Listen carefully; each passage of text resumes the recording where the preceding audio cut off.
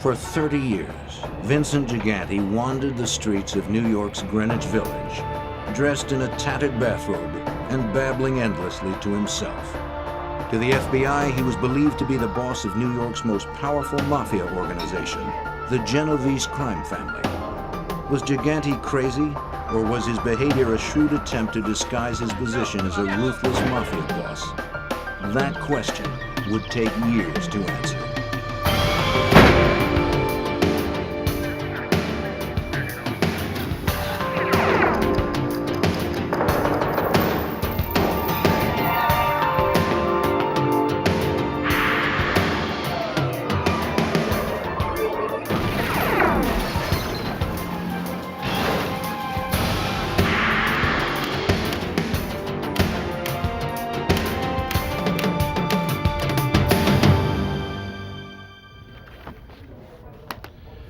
Every family has eccentrics, even crime families. Crime boss Vincent Gigante, head of New York's Genovese family, was undoubtedly eccentric. The question remained, was he truly mad? Justice rested on the answer. Outwardly, he roamed the streets as a doggedly old man, barely in touch with reality. But in the eyes of the law, he was a cunning conspirator and responsible for murder.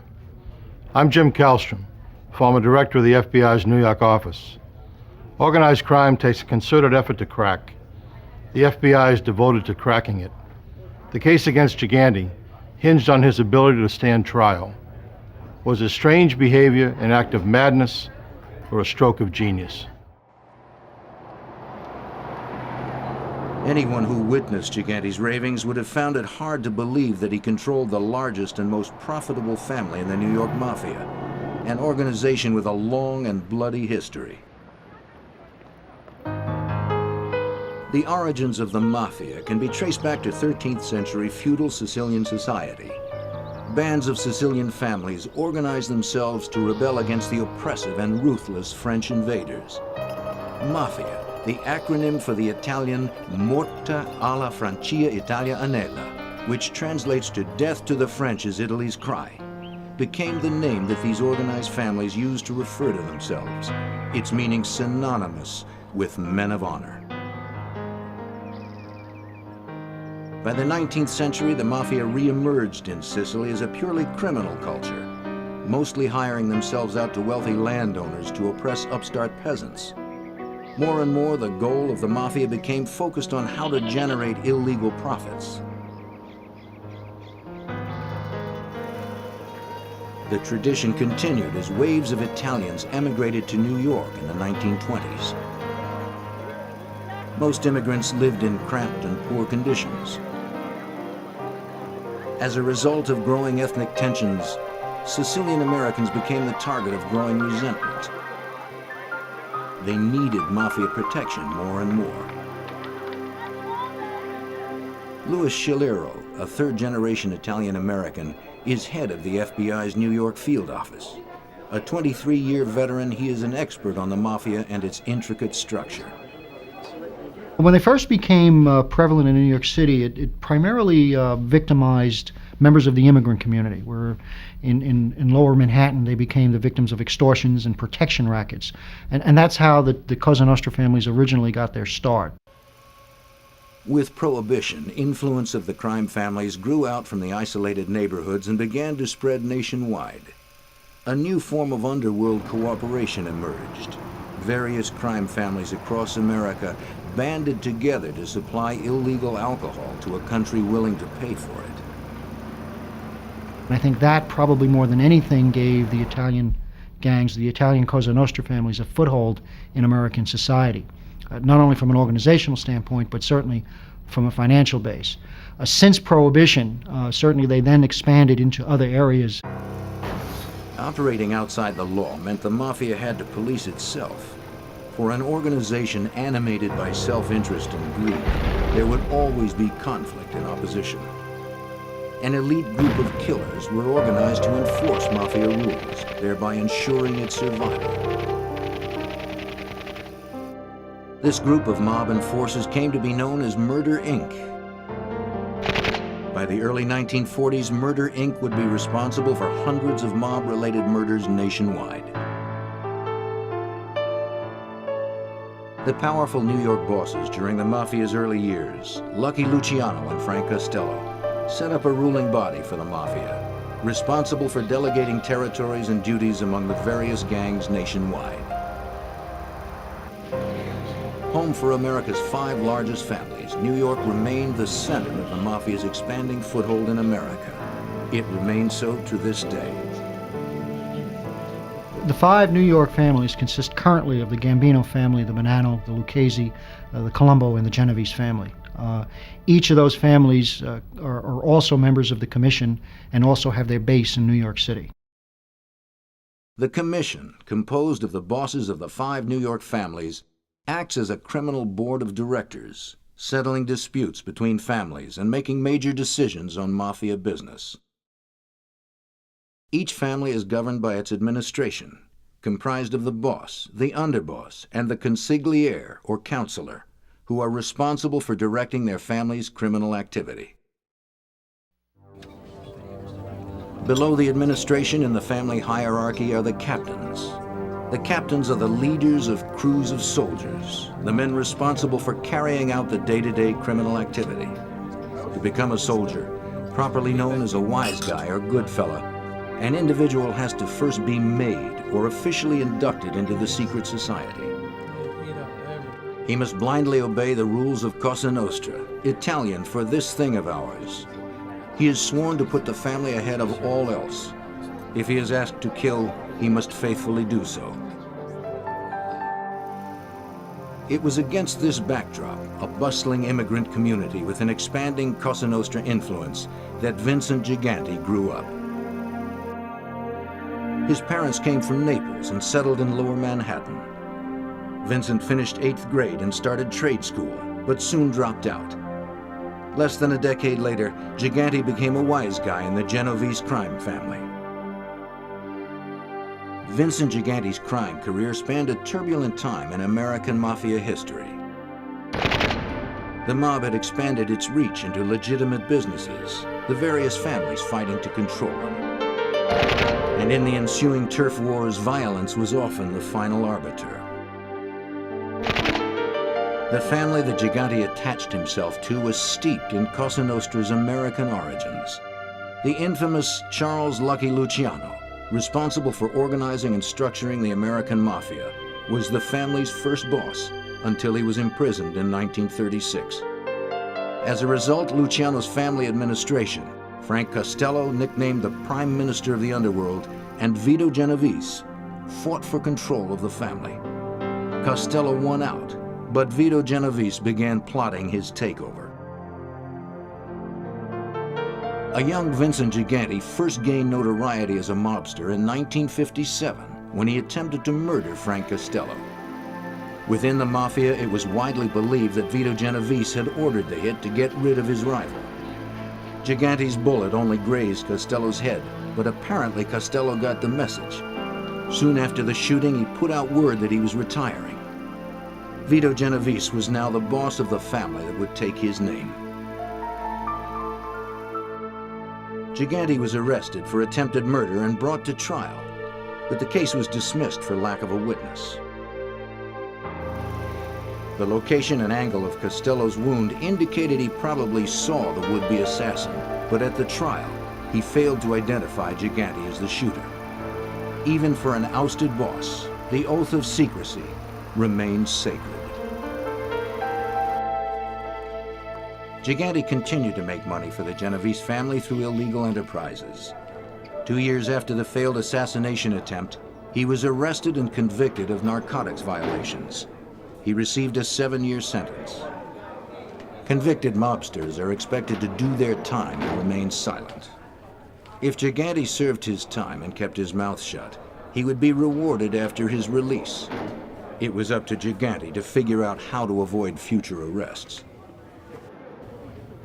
He was a model prisoner, neat, polite, and willing to take on any job. Gigante's cooperation was so impressive that some prison officials wrote glowing reports. He was released early from the federal penitentiary in Lewisburg for good behavior when he was 35 years old. Gigante now devised a secret plan that he hoped would prevent his return to prison forever. He didn't want to leave his mafia life or give up his shot at becoming the boss of the family. After his release in 1964, Gigante's public behavior began to grow bizarre. He became a frequent sight on the streets of Greenwich Village.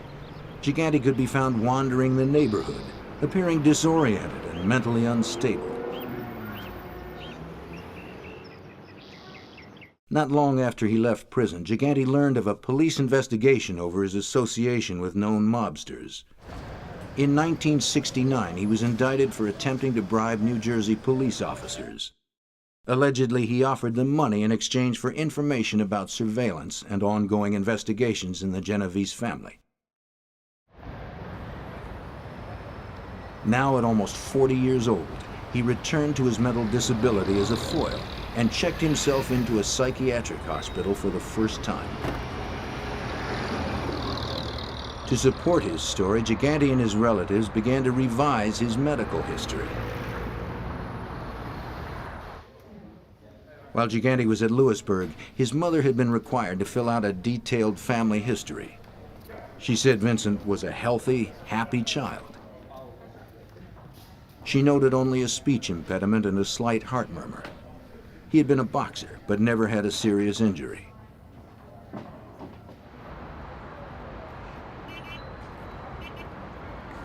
By the time of the 1969 indictment, however, Gigante's lawyers claimed he was not competent to stand trial. His family suddenly remembered a host of mental problems. He'd been given to severe temper tantrums. He had a phobia for the dark. He had been truant from school. He was at one time obese and had learning problems. The incompetency argument worked. Gigante never stood trial for the 1969 bribery charges. That same year, Gigante's boss, Vito Genovese, died of heart failure while serving a prison sentence for narcotics trafficking. In the decade that followed, the Genovese family was so secretive that for law enforcement, it was difficult to tell exactly who the boss was. Even had the FBI been able to identify the Genovese family leadership, making a case against them was another story. Witnesses were hard to come by. Mobsters who violated the sacred oath faced certain death. The best the FBI could do was to go after individual crimes. There were no laws that focused on bringing down the entire criminal family. As Gigante was moving up in the family, the federal government was about to make the FBI's job a little easier. In 1970, Congress passed the Racketeer Influences and Corrupt Organization Act, better known as the RICO laws. What the racketeering law allowed us to do was to look at the family as a criminal enterprise and to attack the family as a criminal act. That became much more effective if you look back from the mid-70s to the 80s in terms of actually indicting the entire family and the entire hierarchy of that family. The RICO laws require that the government prove that mafia families are essentially criminal enterprises. They must show that the crimes committed by the boss and members of his family are committed to either expand the criminal enterprise or to increase a family member's position within that enterprise. To successfully bring down a family, the government has to prove that any one of several criminal acts, ranging from racketeering and extortion to murder, has been committed. By 1979, now armed with federal legislation aimed directly at organized crime, the FBI had devoted teams to exclusively focus investigations on the 5 major families. The FBI's Genovese squad finally learned that Vincent Gigante was on a fast track with the family. Special Agent Richard Rudolph had been assigned to investigate the Genovese crime family. Through informants and other law enforcement agencies who were exchanging information, we became aware that Mr. Gigante was an individual with much respect in the Genovese crime family and operated out of an area in Lower Manhattan. Because he was an up-and-coming person with a lot of respect within the family, we began to do some surveillances of Mr. Gigante. With the FBI continuing to build its arsenal against organized crime, Gigante's cat and mouse game intensified. He stepped up his public show of mental disorder. In the late 70s and into the 80s, he was admitted 5 more times for psychiatric treatment. The FBI continued to keep tabs on Gigante. Agents learned that he frequented the Triangle Social Club, a gathering place for Genovese crime figures. He could be found there almost on a daily basis. He lived in the neighborhood. He was an individual that could be found there in the late afternoons and into the early hours of the morning, and people would come to see him as opposed to him going to see other people. Though Gigante's association in the Genovese family seemed certain to investigators, Gigante's family and doctors continuously told investigators that he led a very narrow existence. They said his whole world was confined to the block where he lived and the church he attended with his mother. He was barely functional at home and could not care for himself, they said. But with every passing day, the FBI and New York police were seeing a very different Vincent Gigante. In the early 1980s, the Mafia in the Northeast went through a particularly tumultuous time with several killings. Internal disputes within the family resulted in a string of assassinations. The FBI suspected Gigante was responsible for these gangland executions, especially those intended as punishment for breaking Cosa Nostra rules. Gigante was known to be a traditionalist. He wanted the rules obeyed, and when they were broken, retribution was sure to follow.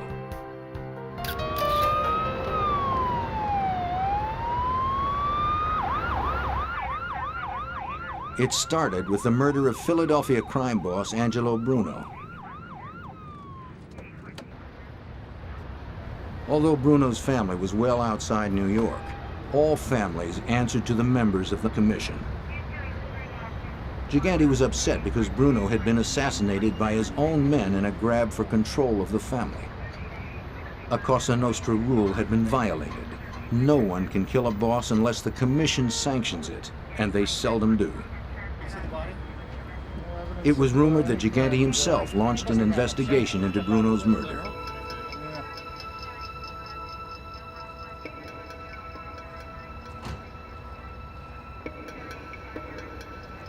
Retribution was swift.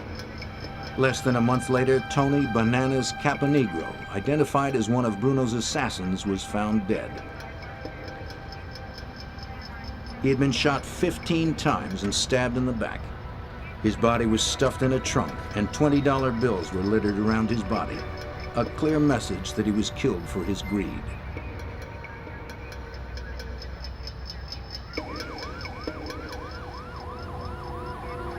On the same day, another body was discovered. This time it was Fred Salerno, dead of gunshot wounds, dumped in a vacant lot. He too had allegedly participated in Bruno's murder.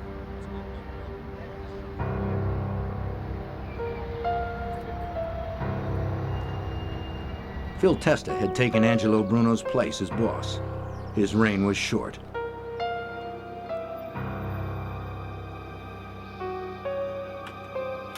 Almost a year after Bruno's execution, Testa was blown up entering his own home.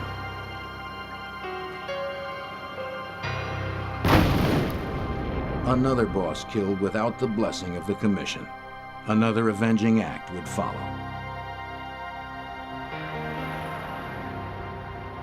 Rocco Marinucci was next, found dead with fireworks stuffed in his mouth. A gesture designed to show that he was killed for the way in which he had killed Testa.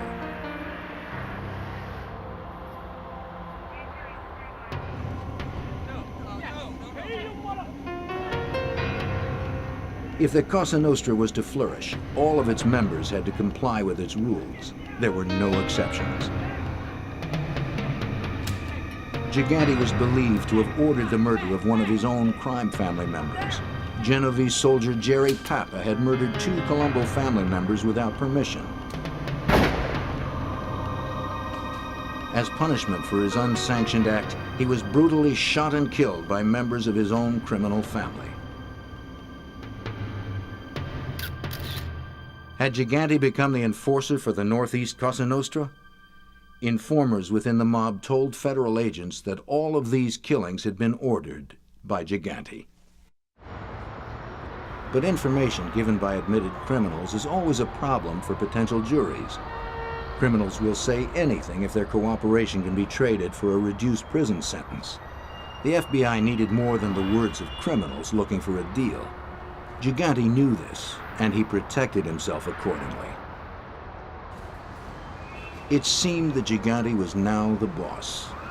The FBI began a more focused surveillance effort on Gigante. They learned that the Genovese family had also infiltrated several of New York's major industries: the garment trade, trucking, garbage collection, airport cargo handling, and the city's seafood industry. Vincent Gigante was known on the streets as the Chin, an abbreviation of Cinzino, Little Vincent. Fearing FBI surveillance and wiretaps, family members were not allowed to speak his name. They were to refer to him with hand signals, touching their chins to communicate his nickname. Bringing down the Chin was going to take every bit of know-how that the FBI could muster.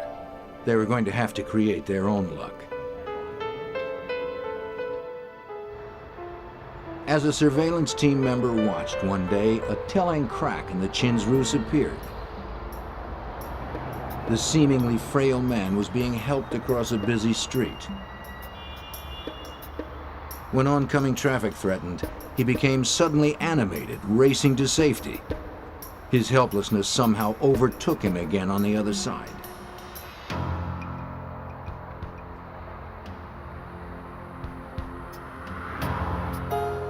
Clearly, there were two Gigantes, the mentally troubled one displayed to the public, and the determined boss of the Genovese administration. The FBI would soon learn of a third.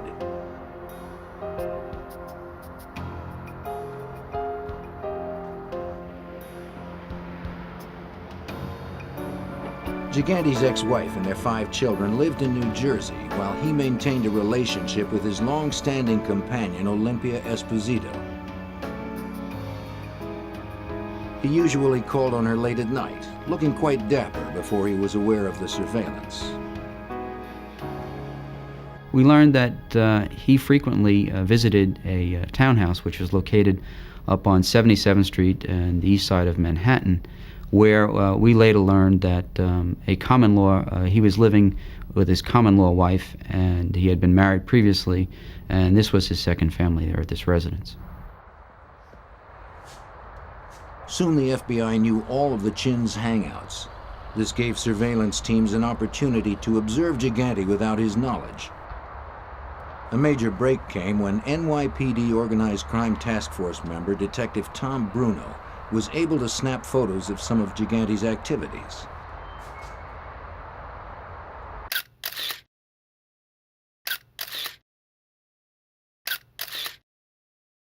In 1984, I was assigned to a joint organized crime task force. That task force consisted of FBI agents and New York City police officers, detectives.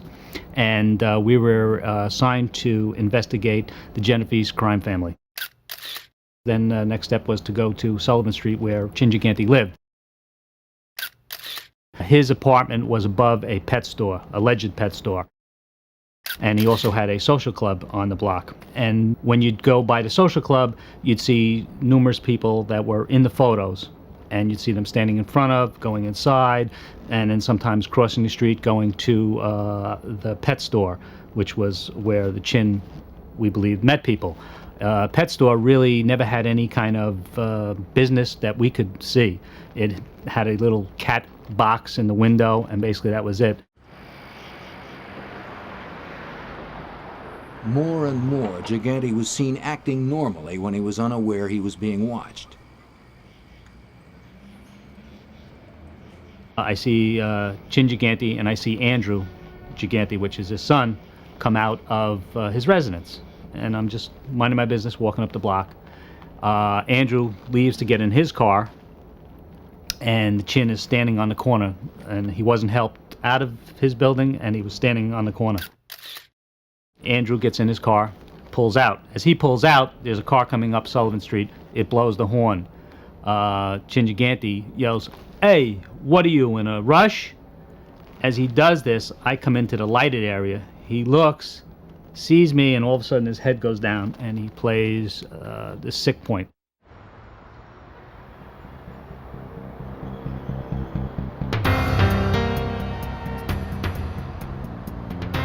Another break followed Detective Bruno's surveillance successes. The FBI managed to rent an apartment close to the townhouse of Gigante's companion, Ms. Esposito.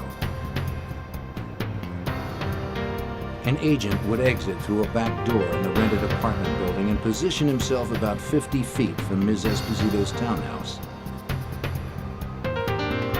From there, Miss Esposito and Gigante could be seen from time to time. An agent watched the couple for 4 months between midnight and 2 a.m. Assistant U.S. Attorney Andrew Weissman, who later would have to prove Gigante's competency to stand trial, was delighted with the agent's observations. And lo and behold, when he was inside in a place where he didn't think he was being observed, he did all of the normal things that any of us would do. As a matter of fact, what was unusual about those surveillances was that there was nothing unusual about him. He was normal. He was talking to people. He was counting money. He never wore a shoddy bathrobe. Indeed, the only time he was seen in a bathrobe was, not surprisingly, when he got out of the shower. He would wear a nice, fluffy, Brooks Brothers type bathrobe, which was not at all like the bathrobes that he would wear when he was on the street. So it became pretty obvious to the people conducting the surveillance that he was engaging in a concerted effort to give an appearance to the public that was false, that was not the way he behaved in real life. Investigators continued to watch Gigante's bizarre public behavior. But photos themselves are only a single link in proving criminal activity. Investigators needed hard evidence to corroborate what the photos were suggesting, that Gigante was in fact the boss. One wiretap conversation between Genovese crew members gave investigators more proof of Gigante's position in the family. On the tapes, known Genovese members were complaining about the chin. Assistant U.S. Attorney George Stamboulidis reviewed these tapes to help prepare a case against Gigante. He's constantly nitpicking his men, trying to always, with a million questions, drilling them and questioning them on what they're involved in. He's always looking to get money from them, or money from some of the schemes and how he earned, and how much money he would make from the gambling operations at the Triangle Social Club and things like that. While Gigante micromanaged the internal affairs of his family, the tabloids began calling him the Odd Father.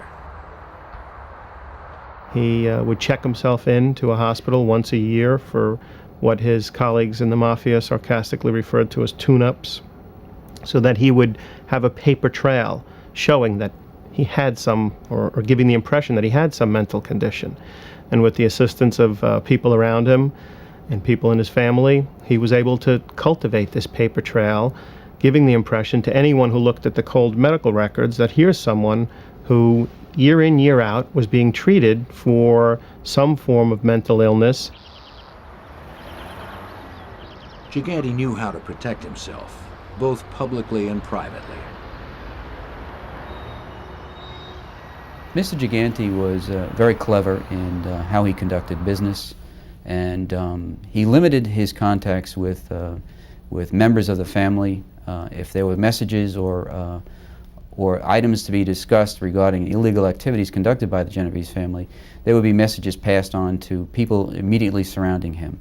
Access to him was very limited. If the other family wanted to meet with him, more than likely they would have to send a message. Gigante avoided the normal sit-downs or more formal meetings held regularly by other family bosses. He would take meetings when businesses demanded his attention. He and his visitors would stroll the sidewalks through the neighborhood, ensuring that surveillance wiretaps would not pick up any incriminating conversations.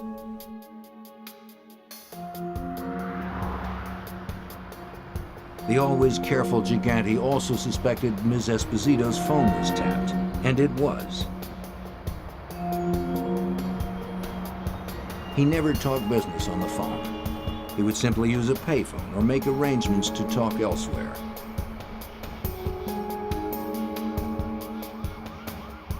The FBI would not be able to use the Chin's own words to make a case against him.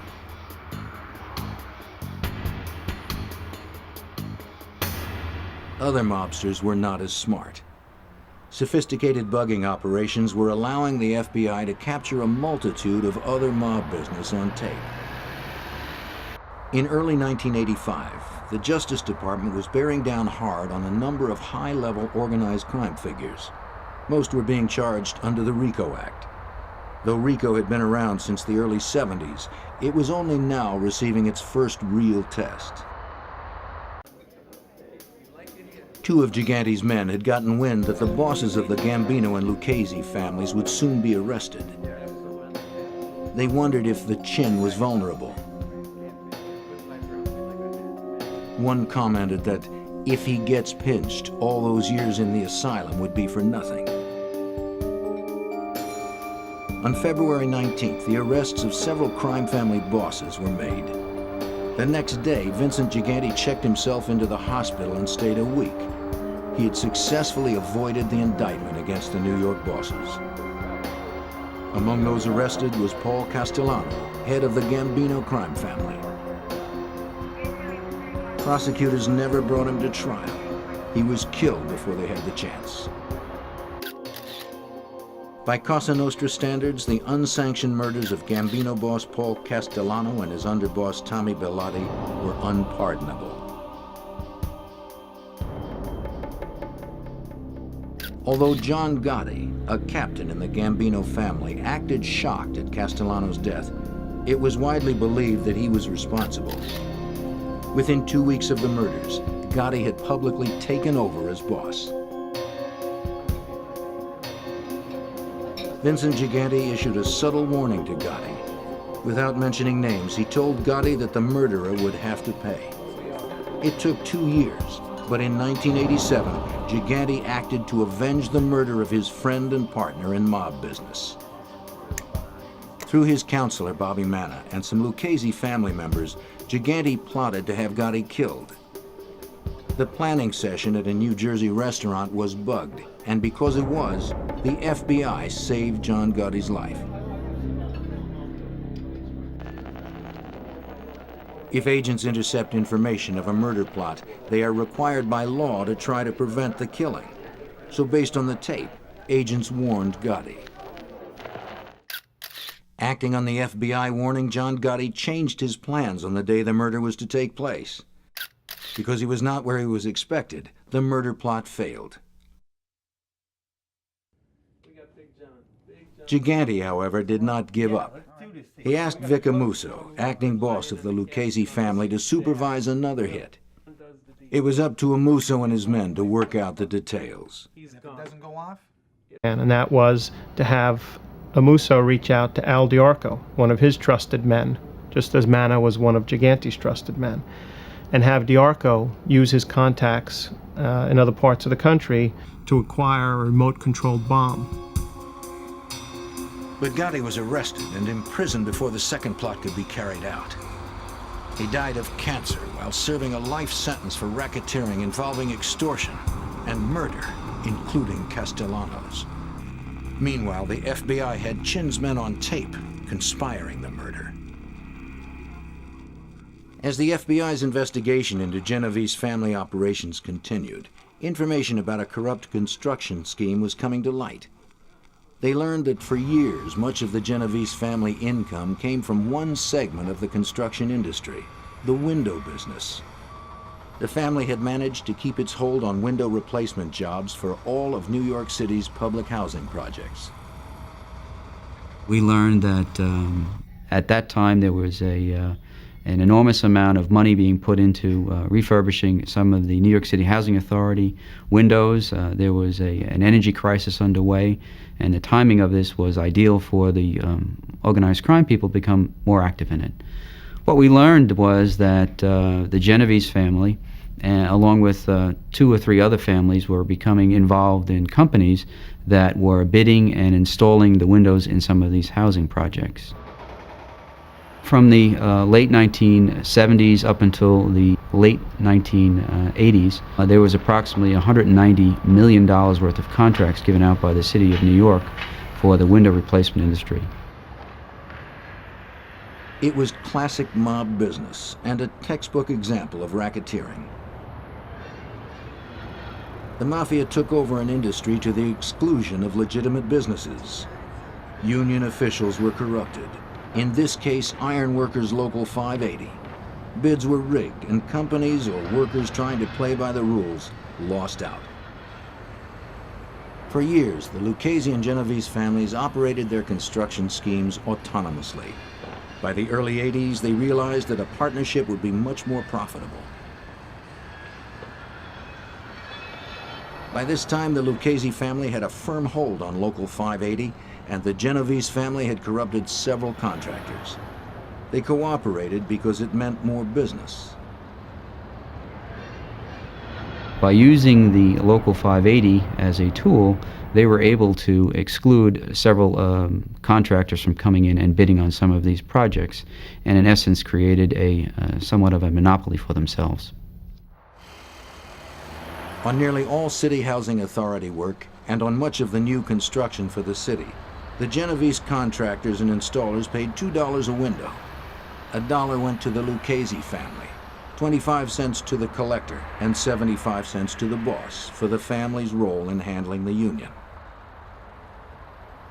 The other $1 went to the crooked union officials who looked the other way as jobs went to non-union workers.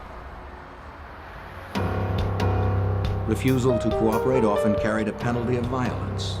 In the late 80s, a carpenters union delegate had both of his legs broken by Genovese men for refusing to cooperate, though he maintained that he was unable to get a good look at his attackers. And in 1992, a delegate from Local 580 was shot and killed coming out of his house on Long Island over a disagreement with his Cosa Nostra contracts.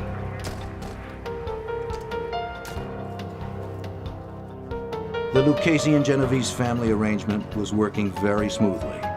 That is, until Peter Savino was persuaded to wear a wire. Savino was a Genovese soldier and point man for the window racket. We built a case on him, a murder case on him, and it was sufficiently compelling that he realized, like many of these people, that he didn't want to die in jail. So what did he do? He decided to cooperate. And for an 18-month period made tape recordings of people in the Genovese family and people in the Lucchese family operating this scheme.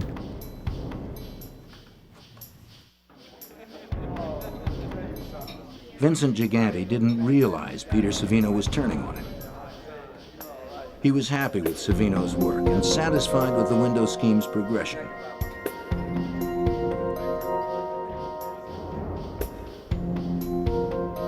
Savino kept track of the money. He managed the contracts. He supervised the bids. He arranged the payoffs.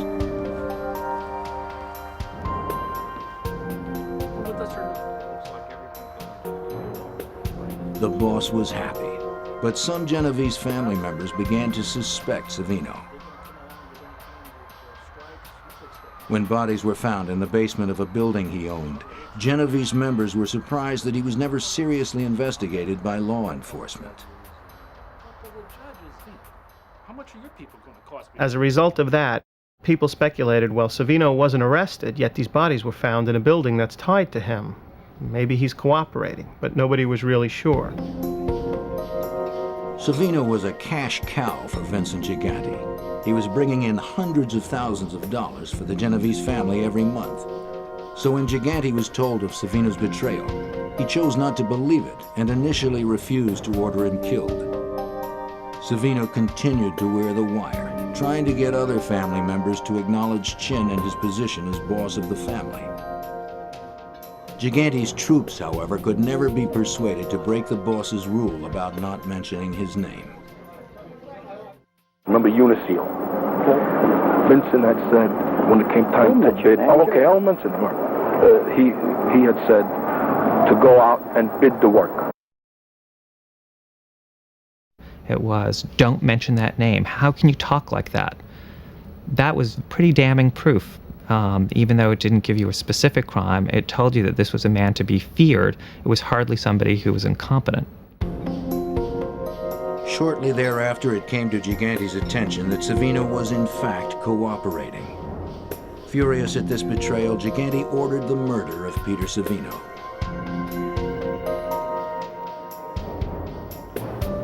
By that time, the FBI had relocated Savino well out of Genevieve's family reach, but not before he supplied agents with thousands of hours of taped conversations. Mr. Savino was also in a position to provide us with the historical aspects of how this scheme developed, his relationship with the leaders of both the Lucchese and Genovese crime family, and what their participation was in this thing. Mr. Savino also was able to tell us how the various members of all of these families interacted with Local 580, which was used again as the tool to make the scheme work. The FBI was successfully employing the RICO laws to bring down New York's most powerful bosses. As a result, high-ranking family members saw that their only way to avoid long prison terms was to cooperate.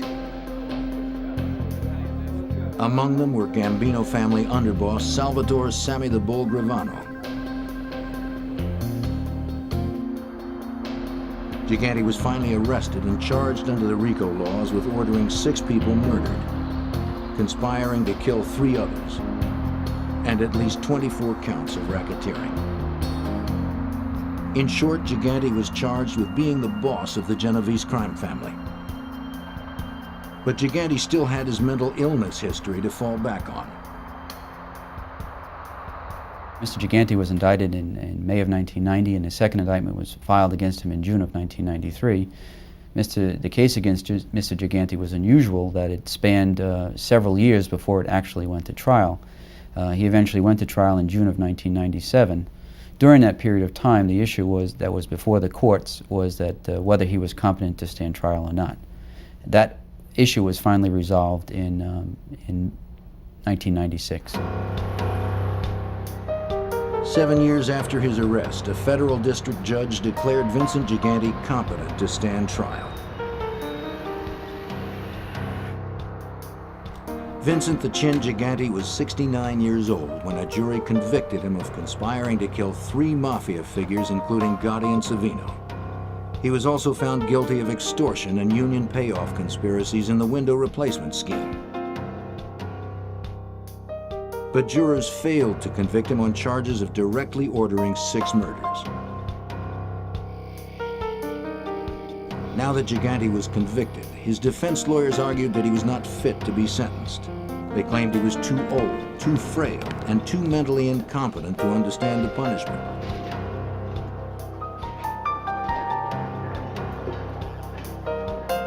While awaiting sentencing, Gigante was confined to a prison hospital and examined by several doctors. Gigante was given several PET scans, a procedure that uses a radioactive tracer to measure brain chemistry. A 1991 scan, first read as normal, was later found to be too flawed to use in diagnosis. A 1993 scan did show some abnormalities. But at least one expert, Dr. Jonathan Brody, judged these abnormalities as not consistent with dementia. Dr. Brody is an attending psychiatrist at New York's Bellevue Hospital and a professor at New York University's School of Medicine. He also conducts research on schizophrenia. Mr. Gigante, at the time of the scan, was purportedly taking medication that affects the brain. And because it affects the brain, it affects brain chemistry, and brain chemistry is what a PET scan is all about. Gigante was taking an antipsychotic medication and antidepressants, a low-potency tranquilizer, and sleeping pills. So Dr. Brody was skeptical about the PET scan, but had yet to examine the patient. When the three of us entered the observation room, the examining room where he was then brought, I was struck at first by his appearance, which I said made me think, oh my God, he really is sick. I've missed the boat. He's really very sick. He came in wearing a bathrobe, he was shuffling, he was mumbling, he was making allusions to God. But as the examination progressed, some of Gigante's actions began to raise doubts. But one of the things that really struck me was that I didn't note at the time, but I noted a few seconds later, was when I put out my hand for him to shake it, he didn't shake it. And that's a very automatic behavior. You put your hand out, your worst enemy can put his hand out to you, and you tend to take it. How about this way? When Gigante was asked the names of his children, he didn't know. When he was asked where he lived, he didn't know. And yet, these are things that people tend not to forget. You know, the brain in a dementia tends to work on the process of accounting. The last in, first out. So recent memory tends to be lost, but that's why people who are very demented can often remember very well events from long ago, even if they can't remember recent events. Well, he was not consistent on that. Indeed, he was asked the question about who the President of the United States was, which is a standard question on a psychiatric mental status evaluation. And he scratched his head and he looked perplexed and he said, I should know that. I should know that answer. It's in there somewhere. And some more questions were asked. He said, I really should know that. And then finally he said, Bush. George Bush. And I sat there and thought, oh, he remembered the question. What was striking was not that the answer was incorrect. What was striking was that the question was remembered despite all of the interfering questions. And there were other red flags. He seemed to understand abstract concepts. Dr. Brody asked Gigante if he was proud of his children. Now, pride is really quite an abstract notion. And his response was, yes, they're all working. Legitimate jobs. Legitimacy? Well, that wasn't even a question. Legitimate implies yet something else, that he was able to abstract from the question some intent as to what the question was involved with, and awareness of a distinction between legitimacy and illegitimacy. And here was a man who didn't know what month it was. He didn't know if he was in a hospital.